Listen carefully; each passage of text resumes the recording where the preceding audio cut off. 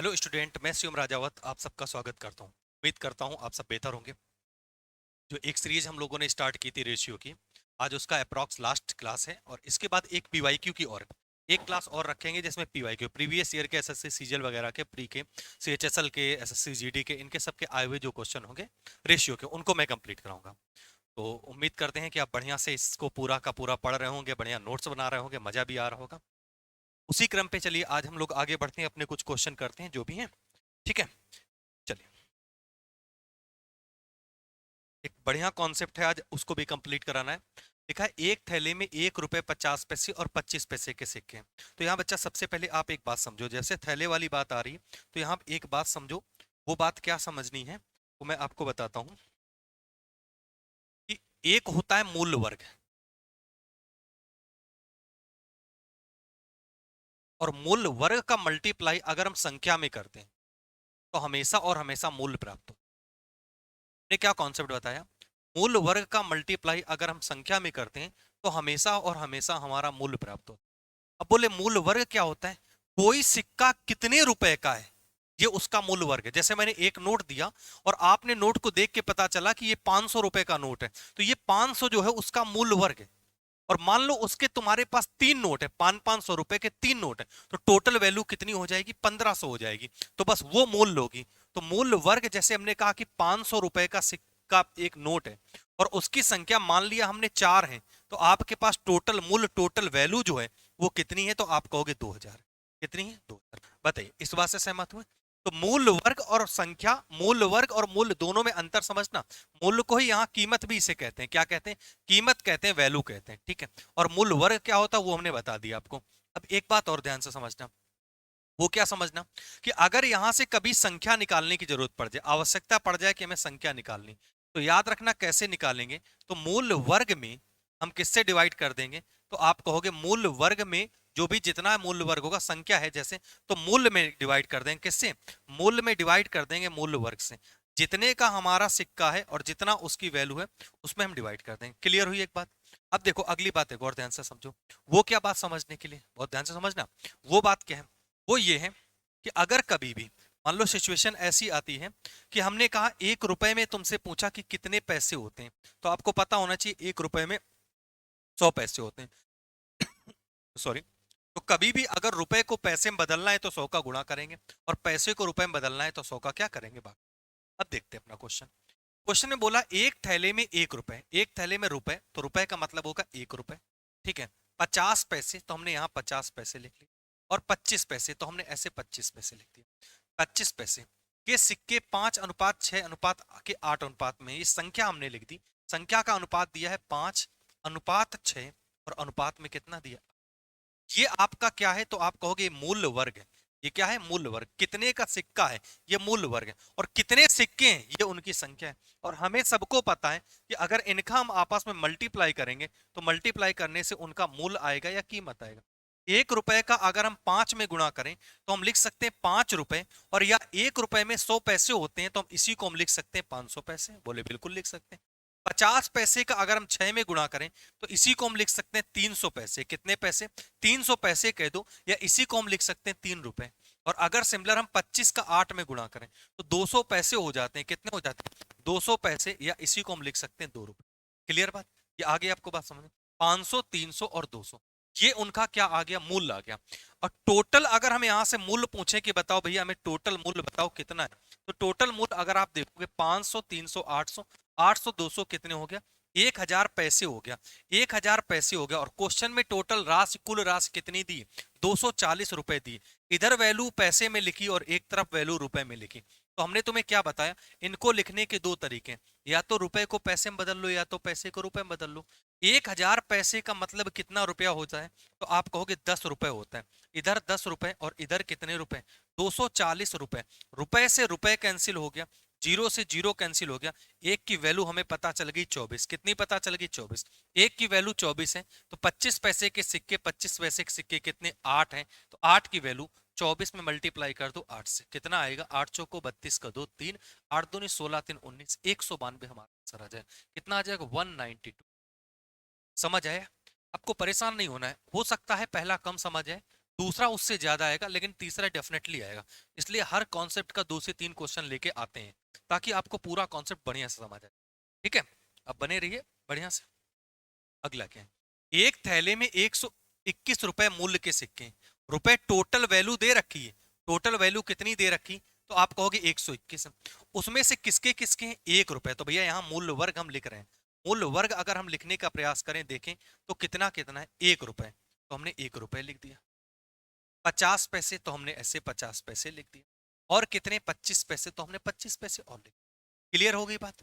के रूप में 1:2:3 संख्या जो दे रखी है, वो इनका मल्टीप्लाई दे रखा है। वो कितना संख्या दे रखा है, 1:2:3। क्लियर बात, यहां तक आ गई बात समझ में। अब ये रुपए हैं, ये पैसे हैं, ये पैसे हैं, एक ही यूनिट में चेंज करना है, या तो सबको रुपए में या तो सबको पैसे में। तो हम अगर इनका मूल्य निकालें, तो मूल्य कैसे निकालेंगे, मल्टीप्लाई करेंगे। एक का एक में मल्टीप्लाई करेंगे, 1 रुपए जिसको हम कह सकते हैं 100 पैसे। इसका मल्टीप्लाई करेंगे, यहां भी कितना आ जाएगा, 100 पैसे। और इसका मल्टीप्लाई करेंगे तो यहाँ कितना आ जाएगा, 75। टोटल पैसे की बात करें, टोटल वैल्यू की बात करें, तो कितना हो जाएगा, तो आप कहोगे 275 पैसे हो गया। यहाँ पे टोटल वैल्यू 275 है, लेकिन क्वेश्चन में टोटल वैल्यू कितने रुपए दे रखी थी, 121 रुपए दी थी। कितने रुपए दी थी, 121 रुपए। 275 की वैल्यू किसके बराबर है, 121 रुपए। रुपए को पैसे में बदलने के लिए हम 100 का और मल्टीप्लाई कर दिया, तो ये टोटल आ गया पैसे। ये कितना आ गया, पैसे में आ गया। अब हमने क्या किया, मल्टीप्लाई किया। 25 से डिवाइड करो, 25 एकम 25, फिर कहोगे 25 एकम 25, और 25 चौको यहाँ कितना होता है 100। 4 से और 11 से डिवाइड करो, यहाँ 11 आएगा। पैसे से पैसे कैंसिल हो गया। एक की वैल्यू कितनी आ गई, आप कहोगे 44 आ गई। एक की वैल्यू 44 आ गई। अब पूछा क्या है, 1 रुपए, 50 पैसे और 25 पैसे के सिक्के बताने, सारे प्रकार के अलग अलग सिक्के बताने। तो एक बराबर कितने आएगा, तो आप कहोगे 44 आ जाएगा। दो बराबर कितना आएगा, आप कहोगे 88 आएगा। तीन बराबर कितना आएगा, तो 44 का 3 गुणा कितना हो जाएगा, तो 132 हो जाएगा। कितना हो जाएगा, 132। ठीक है, 44, 88, 132 ऐसा कोई आंसर है, 44, 88, 132 ऑप्शन नंबर। बात क्लियर हुई, समझ में आई बात। ठीक है, चलिए अगले क्वेश्चन की तरफ चलते हैं। लिखा है, एक व्यक्ति के पास, फिर से वही, एक व्यक्ति के पास 1 रुपए, 5 रुपए और 10 रुपए के नोटों के रूप में समान नोट है। नोटों के रूप में, 10 रुपए के नोटों के रूप में कुल धनराशि 640 रुपए रुपए। इस बार दिया है 1 रुपए, 5 रुपए और कितने, 10 रुपए। ये 1 रुपए, 5 रुपए और 10 रुपए के नोट के रूप में अगर हम यहाँ संख्या लिखें, तो संख्या समान है। बोले प्रत्येक प्रकार के नोटों की संख्या समान, अर्थात इनका अनुपात कितना है, 1:1। अब हमारे लिए बहुत आसान है। सब आसान इसलिए है कि सारे के सारे रुपए में बात किए। इसका मल्टीप्लाई 1 आया, इसका मल्टीप्लाई कितना आया, 5 आया, और इसका मल्टीप्लाई कितना आया, 10 आया। ये संख्या थी, ऊपर ये मूल वर्ग था, और नीचे इनका गुणा करने पे हमें क्या पता चला, मूल्य पता चला या कीमत पता चली। 10, 5, 15, 1, 16। टोटल वैल्यू कितनी है, तो आप कहोगे 16 है। यहाँ टोटल वैल्यू 16 है, और क्वेश्चन में टोटल वैल्यू देखो जरा कितना दे रखी, तो आप कहोगे 640। तो 16 बराबर 640 के, तो एक बराबर कितने को हो जाएगा, 16 चौको 64। एक की वैल्यू आ गई 40। जब एक की वैल्यू 40 आ गई, तो पूछा क्या है, प्रत्येक क्या पूछा, कुल मिला के कितने नोट हैं। एक बराबर 40, तो यहाँ एक बराबर 40 लिखोगे, यहाँ भी एक बराबर 40 और एक बराबर 40। 40, 40, 40, 40, 40 के तीनों नोट हैं, मिला के कितने नोट हो गए, 120। बताइए, क्लियर हुआ डाउट, अब तो नहीं कोई समस्या है, बात आ गई ना समझ में। एक क्वेश्चन इसी कॉन्सेप्ट का और है, ये क्वेश्चन थोड़ा और अच्छा है, देखिए जरा। एक व्यक्ति के पास 1 रुपए, 50 पैसे और 25 पैसे वाले सिक्के हैं। यहां मैं लिखता चल रहा हूं, 1 रुपए, 50 पैसे और 25 पैसे।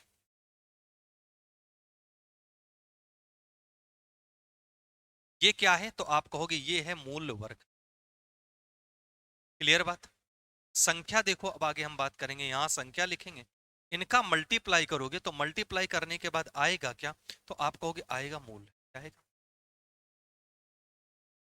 वाले सिक्के हैं जिनकी कुल संख्या 175 है। इस बार टोटल मूल्य नहीं, इस बार टोटल संख्या दे रखी, और वो संख्या कितनी है, तो 175 दे रखी। कितनी दे रखी, 175 दे रखी। 1 रुपए, 50 पैसे और 25 पैसे। यदि प्रत्येक प्रकार के सिक्कों का कुल मूल्य बराबर हो, इस बार सुनना, प्रत्येक प्रकार के सिक्कों का अगर देखा जाए, तो क्या बोला है, कुल मूल्य बराबर है, अर्थात इनका अनुपात 1:1:1 ही तो है। अब इसको देखो दो तरीके से कर सकते हैं, या तो एक में एक का भाग दो ऐसे करके लिखो, या दूसरा तरीका और थोड़ा ध्यान दो। आप क्या ध्यान दो, 1 रुपए को ही हम क्या लिख सकते हैं, 100 पैसे लिख सकते हैं। 1 रुपए को ही हम क्या लिख सकते हैं, 100 पैसे लिख सकते हैं। ठीक है, अब देखो इनको हम क्या करेंगे, एक एक एक का अनुपात है तो हम इसको हम लिख सकते हैं 100 100 100, क्या लिख सकते हैं 100 100। अब 100 के संख्या अगर निकालेंगे, 100 पैसे, यहाँ भी 100 पैसे, अनुपात 1 आया, यहाँ 2 आया, और यहाँ कितना है, 4 आया। 1 2 4 का अनुपात आ गया, कितना आ गया, 1 2 4। ये हमारा संख्या का अनुपात आ गया। अभी संख्या टोटल कितना दे रखी है, 175। अगर हम यहाँ टोटल निकालें तो यहाँ टोटल देखो कितना है, 4 2 6 1 7। 7 बराबर कितने के, 175 के। 1 बराबर कितने के हो जाएगा, 25 को हो जाएगा। 1 की वैल्यू 25 के बराबर आ गई, तो 1 बराबर कितना आ गया, 25, ये आ गया। 2 बराबर कितना आ गया, 50 आ गया। और 4 बराबर कितना आ गया, 100 आ गया। तो जिसके भी संख्या का संख्या पूछा है, तो थैले के सिक्कों का कुल मिला के मूल्य क्या है। भैया संख्या नहीं पूछा, उन्होंने मूल्य पूछा है। तो मूल्य कैसे, 25 रुपए का एक सिक्का, सुनना जरा, 25 रुपए का एक सिक्का, तो कितने रुपए हो गए, 25 रुपए हो गए। ठीक है भाई, प्लस 50 पैसे मतलब आधा पैसा, 50 पैसे के 50 सिक्के, तो कितने रुपए हो गए, 25 रुपए हो गए। प्लस 25 पैसे के 100 सिक्के, 25 पैसे का मतलब 1/4 रुपया होता है। तो 1/4 में अगर हम 100 में गुणा करेंगे तो कितने हो जाएंगे, तो ये 2500 पैसे हो जाएंगे। गुणा करोगे 2500 पैसे, 2500 पैसे का मतलब 25 रुपए हो गए। कितने रुपए हो गए, 25 रुपए। टोटल हो गया 25 25 25, 75 रुपए। ऑप्शन नंबर कौन सा, 1 रुपया आ गया, कितना आ गया, 1। क्लियर हुआ। चलो, ये कॉन्सेप्ट था, बढ़िया कॉन्सेप्ट था, इसको समझना। कम समझ में आया होगा, वीडियो को रिवाइंड करना, एक बार दोबारा देखना, बढ़िया से आ जाएगा। कोई डाउट हो तो आप पूछ सकते हैं, टेलीग्राम चैनल है हमारा मैथ्स बाय शिवम राजावत के नाम से, उसमें अपना डाउट भेज सकते हैं, वहां पूछ सकते हैं। अगला क्वेश्चन देखो, एक हीरे के टुकड़े का मूल्य उसके भार के वर्ग के अनुसार परिवर्तित होता है। अर्थात जितना हीरा का टुकड़ा है उसका जितना भार है उसके वर्ग में। अगर हीरा 2 ग्राम का है तो भार रुपए हो जाएगा 4। हीरा 3 ग्राम का है तो भार का वर्ग मतलब रुपया हो जाएगा 9। हीरा 10 ग्राम का है तो उसका वर्ग करोगे, हीरा हो जाएगा कितने का, 100। ठीक है, फिर उसकी कुल कीमत 5184 दे रखी, कितनी दे रखी, 5184। एक हीरा 3 टुकड़ों में काटा गया, कितने काटों में, और उसके भार का अनुपात 1 अनुपात, पहला टुकड़ा, दूसरा टुकड़ा और तीसरा, इनका अनुपात कितना दे रखा है, 1:2:3। क्लियर, कितना दे रखा है, 1:2:3 दे रखा है। ये उनके टुकड़ों का है। अच्छा, अगर हम यहां से टोटल की बात करें, किसकी बात करें, टोटल की बात करें, तो टोटल 3 2 5 1 मिला के कितना हो जाएगा, 6। कितना हो जाएगा, 6। यहाँ टोटल वैल्यू आ गई 6। क्लियर, टोटल हीरा कितने का था, 6 का। अच्छा, अगर टोटल हीरा 6 का था, तो अगर हम यहाँ मूल्य की बात करें कि हीरे का मूल्य बताओ, तो आप कहोगे 6 का स्क्वायर हो जाएगा, मतलब कितने का हो जाएगा, 36 यूनिट का हीरा हो जाएगा। और यहाँ अगर ये तो इनका भार लिखा है, अगर यहाँ से हम इनका मूल्य निकालें तो 1 का स्क्वायर कितना हो जाएगा, 1। 2 का स्क्वायर कितना हो जाएगा, 4। 3 का स्क्वायर कितना हो जाएगा, 9। तो ये हीरा कितने का हो जाएगा, 9 4 13 1 14। यहाँ टोटल मूल्य कितना निकला, तो आप टोटल कहोगे 14 निकला। अच्छा, यहाँ टोटल पहले कितना था, 36, अभी कितना है, 14। तो अगर हानि पूछे कि हानि कितने की हो रही, तो हमें ये तो पता चल गया 22 की हानि हो रही। अब देखो हमें यहाँ 3 बातें मालूम चल गई। प्रारंभिक मूल्य कितना था, 36, काटने के बाद मूल्य कितना बचा, 14, तो हानि कितने की हो रही, 22 की। तीनों बातें पता चल गई। अब क्वेश्चन में हीरे का मूल्य दिया प्रारंभिक वाला कितना था, 5184। तो यहां से हम क्या डायरेक्ट लिख सकते हैं, लिख सकते हैं 36 बराबर वैल्यू लिख सकते हैं 5184। तो एक बराबर लिखेंगे, 36 से काट देना 144। एक बराबर कितना आ जाएगा, 144 से 36 से कट जाएगा, एक की वैल्यू 144 आ गई। और पूछा क्या है, काटने से हुई हानि, और हानि कितने की हुई, 22। तो 22 बराबर कितना करोगे, 22 में गुणा कर दोगे 144 का, तो 22 गुणा 144, 3168। ऑप्शन नंबर कौन सा, 4। ठीक है, ऑप्शन नंबर कौन सा आ जाएगा, 4। बात आ गई ना समझ। बहुत बढ़िया क्वेश्चन था। इसी के आधारित और क्वेश्चन होंगे, 1 मिनट इसको छोड़ो, मैं ऐसे पहले और क्वेश्चन होंगे मूल्य वाले, उनको बता देता हूँ, फिर मैं पीछे आता हूँ। हाँ, ये सोने का मूल्य उसके भार के वर्ग के अनुक्रमानुपाती, फिर से वही कहानी, जितने ग्राम का सोना है उसका मूल्य भी उतना है। तो अब इस प्रकार टूटा, उसके भार का अनुपात है 2 3 4 7। देखो यहां मैं भार लिख रहा हूं, यहां मैं क्या लिख रहा हूं, तो आपसे कहूंगा यहां भार लिख रहा हूं। भार देखो जरा कितना है, 2:3:4:7। अगर हम टोटल भार पूछें कि टोटल भार 4 कितना होगा, 3 2 5 4 9, 9 7 कितना हो जाएगा, 16। तो अगर हम यहां से प्रारंभिक मूल्य पूछें, उसका प्रारंभिक मूल्य कितना था, आप कहोगे 16 का स्क्वायर था, अर्थात 256 था। यहां तक बताओ, बात समझ में आई? भाई ये हीरा है, जैसे मैं ये मार्क कर रहा हूं, इसको दो भागों में तोड़ दें तो वजन तो बराबर ही रहेगा। तो यहाँ 2 3 4 7 का हीरा है, 16 मतलब प्रारंभिक मूल्य 256। अगर यहां से मूल्य पूछें कि टूटने के बाद उनका मूल्य कितना होगा, तो 2 ग्राम का वाले का मूल्य 4 हो जाएगा, 3 ग्राम का 9 हो जाएगा, 4 ग्राम का 16 हो जाएगा, और 7 ग्राम का कितना हो जाएगा, 49 हो जाएगा। ये उनके मूल्य हो जाएंगे, क्या हो जाएंगे, मूल्य हो जाएंगे। ठीक है भाई। अब अगर यहां से हम टोटल की बात करें, यहां से हम टोटल बात करें कि टोटल कितना है, 16 4 20 हो गया, 20 और 20 9 कितना हो जाएगा, 29, 9 9 18 का 8 हो जाएगा, एक बचेगा। तो 4 2 6 1 7, यहां से टोटल वैल्यू कितनी आ गई, 78। यहाँ पे टोटल वैल्यू कितनी थी, 256। और यहाँ बाद का मूल्य, यू प्रारंभिक मूल्य था, ये हम बाद का मूल्य कह रहे हैं, किसका, बाद का टोटल मूल्य 78 है। तो बचाओ बताओ मुझे हानि कितने की हुई, तो आप कहोगे 256 में हम माइनस कर दें, बोले कितना, 78 माइनस कर दें। तो भैया माइनस करो, 16 में 8 गया 8 आएगा, फिर 15, फिर यहाँ बचेगा कितना, 14 में 7 गया 7 आ जाएगा, 178 है। प्रारंभिक मूल्य 256 है, क्लियर है, 256। हानि हो रही 178 की, और बाद का मूल्य 78। तीनों बातें हमें पता चल गई। क्वेश्चन में क्या बोला है, यदि टूटने पर सोने का मूल्य, हीरा या सोना है, टूटने पर सोने का मूल्य कितना है, 356 टूटने पर सोने का मूल्य कितना दे रखा है, 356 रुपए की हानि हुई है।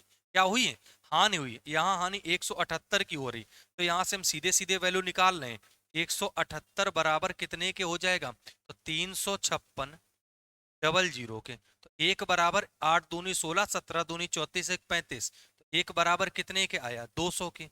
तो 256 बराबर कितने के आएगा, तो 256 में गुणा कर दोगे 200 का, तो 200 का गुणा करो, 2 जीरो आ गया, 6 दूनी 12, 2 आ गया, 25 दूनी 50, 1 512 डबल जीरो। हमारा आंसर 512 डबल जीरो। बताइए, क्लियर हुआ, आगे ना समझ में? अब हम एक और देखते हैं, ऐसा क्वेश्चन हमारा एक और है। हीरे का मूल्य उसके भार के वर्ग के समानुपाती, फिर भी यही बोला है।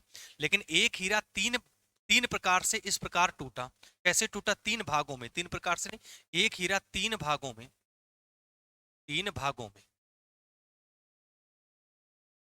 इस प्रकार टूटा कि सबके भार का अनुपात, जो पहले टूटा, समझना, जो टूटा हीरा है कैसे टूटा, तो उसका भार अनुपात रहा 5:3:2। क्लियर? तो मतलब इसका प्रारंभिक वजन कितना रहेगा, तो प्रारंभिक वजन 5 3 8 2 कितना हो जाएगा, 10। तो बात समझ में आई? वो कह रहा टूटा और इस प्रकार उसे 3100 रुपए की हानि हुई। जब ये भाग टूटा है तो 3100 रुपए की हानि हुई। यदि यही हीरा 3 2 1 में टूटता, ठीक है, बाद में टूटता, लेकिन कितने भागों में टूटता, 3:2:1। तो मतलब अब टोटल कितना हो जाता, तो टोटल कहते 3 2 5 1 6 हो जाता। देखो, जब जो हीरा है, जैसे ये मार्कर मैं लिए हूं, इसको मैं 2 भागों में तोड़ूं, कितने भागों में तोड़ूं, 2 भागों। तो चाहे मैं यहां से तोड़ूं, चाहे मैं यहां से तोड़ूं, चाहे 3 भाग, इनके वजन कहीं से तोड़ेंगे, वजन पे कोई प्रभाव नहीं बनेगा। ये वजन हमेशा टोटल रहेगा, जो वो अगर शुरुआत में 10 ग्राम का था तो बाद में भी 10 रहेगा। लेकिन यहाँ शुरुआत में 10 था और बाद में टूटने पे कितना हो रहा है, 6। अर्थात ये वैल्यू गलत है। तो हम इसको क्या करेंगे, बराबर करेंगे। बराबर करने के लिए इसमें मल्टीप्लाई 3 का और इसमें मल्टीप्लाई 5 का। तो इस पूरे में मल्टीप्लाई 3 का हो जाएगा और पूरे में मल्टीप्लाई कितने का हो जाएगा, 5 का हो जाएगा। तो अब देखो असल में ये बन क्या गया, देखो बनी वैल्यू कितनी, 3 का गुणा करोगे तो पहली कंडीशन पे जो हीरा टूट रहा था, 3 का गुणा करने पे कितना, 15 9 और 6। और जो दूसरी कंडीशन पे हीरा टूट रहा था, ये भार है, ये भी भार है, दूसरी कंडीशन पे। वो 5 का गुणा करोगे 15 और कितना, तो 5 दूनी कहोगे 10 और 10 के बाद कितना हो जाएगा, 5 एकम 5 हो जाएगा। ये दो कंडीशनों पे हीरा टूटेगा, पहली कंडीशन पे 15 9 6 का, और दूसरी पे 15 और 10 और 5 का टोटल जोड़ोगे, 15 6 21 9 30, 15 10 25 5 30, टोटल कितना हो गया 30। तो अगर हम प्रारंभिक मूल्य यहाँ पूछें, हम आपसे पूछें कि प्रारंभिक मूल्य बताओ, तो 30 का स्क्वायर कितना हो जाएगा, 900 हो जाएगा। बोले हाँ हो जाएगा। और अगर यहाँ पे हम मूल्य पूछें इनका कि इस जगह बताओ मुझे इस जगह पे मूल्य क्या है, तो मूल्य तो वर्ग में रहेगा, 15 का स्क्वायर 225, 9 का स्क्वायर 81 और 6 का स्क्वायर 36। टोटल जोड़ने की बात आई अगर, तो 6 1 7 और 7 5 12, कितना 6 1 7 7 5 12 का 2 आया, एक आया, 1 3 1 4 8 4 12, 12 2 14 का 4 है, एक आया, 2 1 3, 342 आ गया। कितना आ गया 342। वहीं इसकी बात आई तो इसका मूल्य भी वही रहेगा 225 100 और कितना हो जाएगा 25। तो 25 25 50, यहाँ पे हाँ जो हो रहा है वो कितना हो रहा है 350 हो रहा है। इधर पे कितना है 342 और इधर पे कितना है 350। अगर हम इस कंडीशन पे एक बात हम कहें, मैं इसको थोड़ा ऊपर कर रहा हूँ,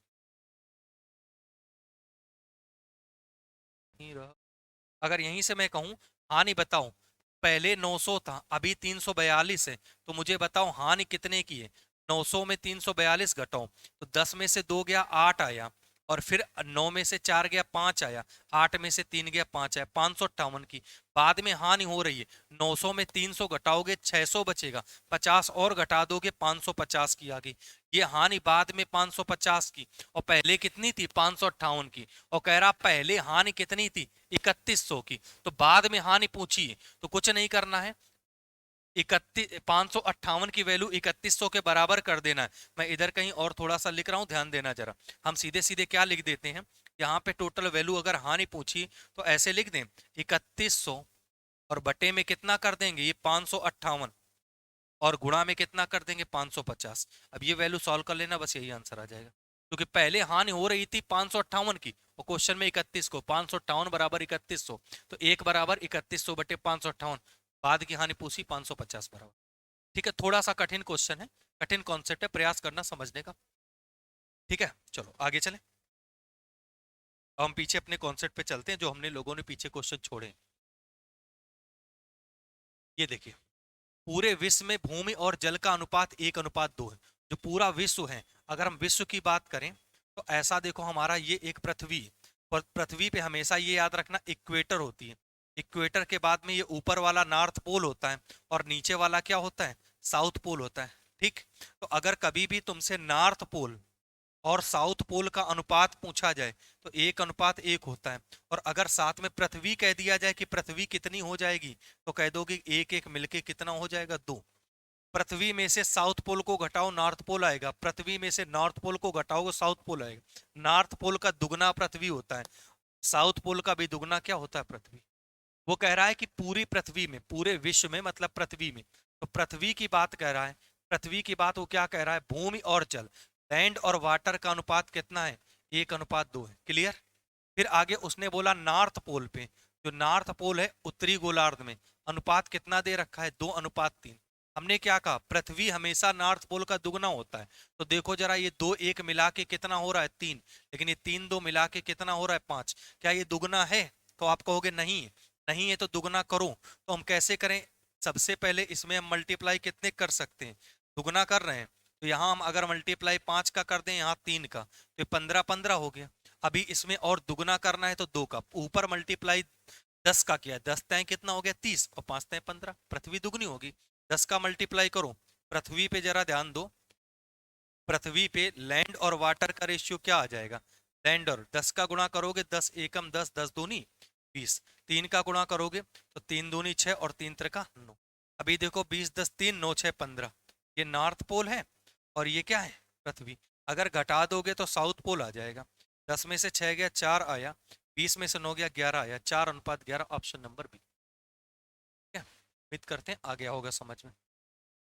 चलो अगले क्वेश्चन की तरफ चलते हैं। ये कॉन्सेप्ट बहुत अच्छा है, ध्यान देना जरा। दो संख्याओं का अंतर, योग और गुणनफल का अनुपात, हमने पहली क्लास में पढ़ाया। अगर आप पहली क्लास देखना, वहां हमने बताया कि कभी भी संख्याओं का जो अंतर होता है वो हमेशा उनके एचसीएफ के मल्टीप्लाई में होता है। जो संख्याओं का योग होता है वो हमेशा उनके एचसीएफ के मल्टीप्लाई में होता है। अनुपातिक संख्याएं और इनटू में एचसीएफ करते हैं। और गुणनफल में क्या होता है, ए इंटू बी करते हैं। लेकिन यहाँ एचसीएफ एक नहीं 2 बार लिखा जाता है, क्योंकि इससे एचसीएफ और इससे एचसीएफ बाहर निकलेगा। क्लियर। अब देखो जरा, यहाँ अनुपात जो है हमने तो ये लिखा कि क्वेश्चन में होता है, और क्वेश्चन में दिया क्या है, 1:9 अनुपात कितना दिया है, 80। अगर हम एचसीएफ एचसीएफ और एचसीएफ स्क्वायर कैंसिल कर दें तो अनुपात में संख्याएं ए डिफरेंस बी, ए प्लस बी, और यहाँ ए इंटू बी, और इंटू में क्या है, एचसीएफ। तो मुझे ये बताओ, दो संख्याओं का अंतर दिया, दो संख्याओं का योग दिया। अगर हमें पहली संख्या चाहिए तो क्या करेंगे, दोनों संख्याओं को जोड़ के आधा करें। दूसरी संख्या चाहिए, दोनों को घटा के आधा। 9 1 10, 10 का आधा 5, ए आ गया। बी का मान चाहिए, 9 में 1 घटाओ 8, 8 का आधा आ गया 4। क्या ये वैल्यू रियल में है, तो आप कहोगे बिल्कुल नहीं, ये अनुपात में है। किसमें, अनुपात में। तो ठीक है भाई, अनुपात में है अगर, तो ए और इंटू बी और इंटू एचसीएफ बराबर क्या लिखा, 80। तो हम लिख सकते हैं 5 × 4, और गुणा में क्या लिख दें, एचसीएफ, और बराबर में कितने के लिख दोगे, 80 के लिख दोगे। तो 5 चौको 20, 20 से काट देंगे, एचसीएफ का मान कितना आ गया, तो आप कहोगे एचसीएफ का मान 4 आ गया।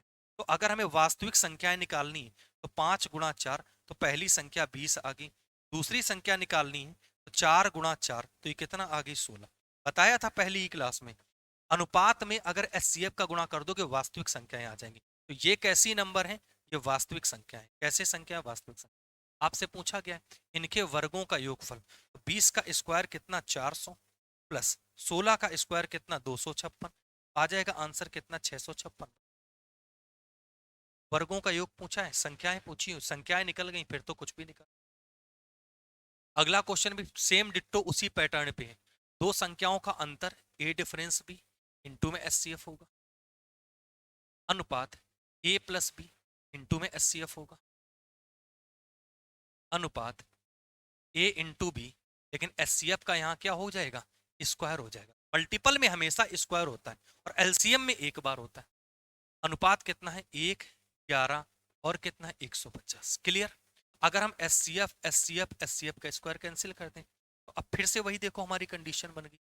दो संख्याओं का अंतर 1, योगफल 11। पहली संख्या निकालनी, जोड़ के आधा, 11 1 12, 12 का आधा 6। दूसरी संख्या निकालनी, 11 में 1 घटाओ 10, 10 का आधा 5।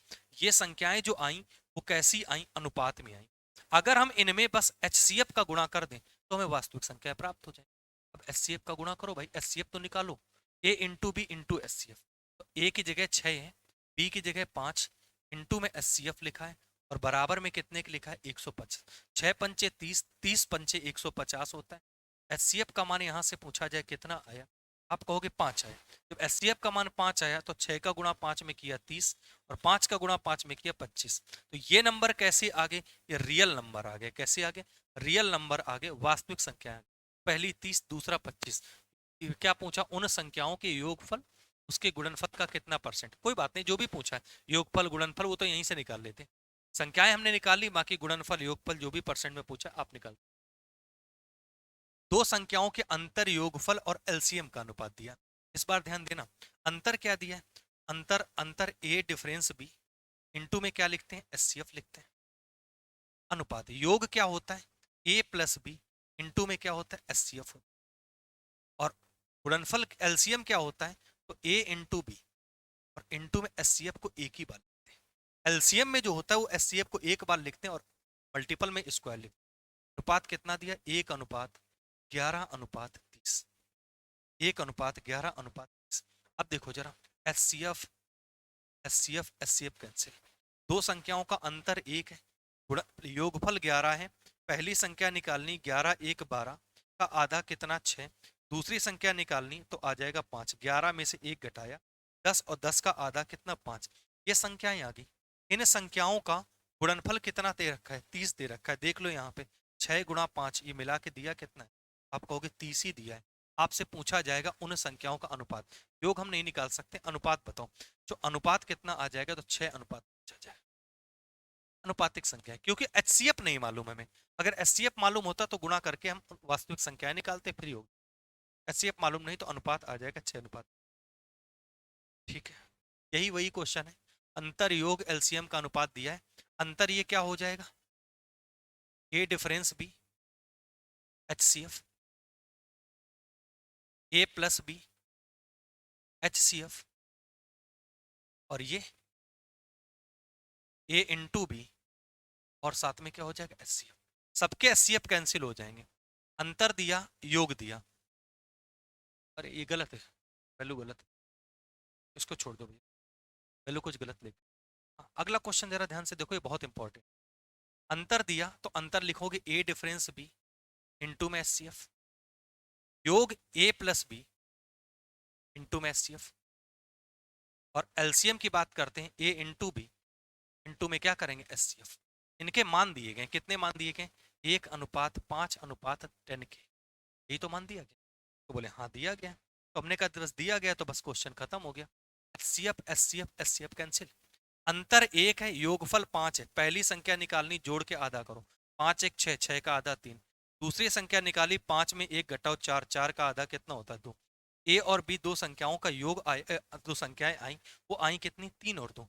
अभी हमने पीछे क्वेश्चन किया था, ए इंटू बी का मान कितना दिया है, 10 के दिया है, तो यहाँ लिख दो ए इंटू बी का जो मान दे रखा है वो 10 के दे रखा है। आपसे के का मान पूछा है, तो यहाँ रखो 3 गुणा 2 बराबर में कितने हैं, तो 10 के। 2 से काट तो यहाँ 5 बचेगा, के का मान निकालना है, 5 इधर आ जाएगा, 3/5, बस यही हमारा 3/5, यही आंसर है। ठीक है, ये क्वेश्चन कराएं, कुछ और बाकी बच्चे। ये वाला क्वेश्चन हमने करा ही दिया था अभी थोड़ी देर पहले, और ये वाला क्वेश्चन भी हमने अभी थोड़ी देर पहले बार करा। ये 12 क्वेश्चन थे हमारे, ठीक है, बहुत शानदार क्वेश्चन थे, मजेदार क्वेश्चन थे। थोड़ा सा हो सकता है क्लास आज की लंबी हो गई हो, लेकिन मजा आएगा, आप पूरी क्लास देखिएगा, इत्मीनान से देखिएगा। उम्मीद करते हैं मजा आया होगा, आज इतना ही रखते हैं, ठीक है? बाकी वीडियो पसंद आया हो तो लाइक करना है, शेयर करना है, सब्सक्राइब से ज़्यादा। ख्याल रखिए, मिलते हैं अगली क्लास में, बाय बाय।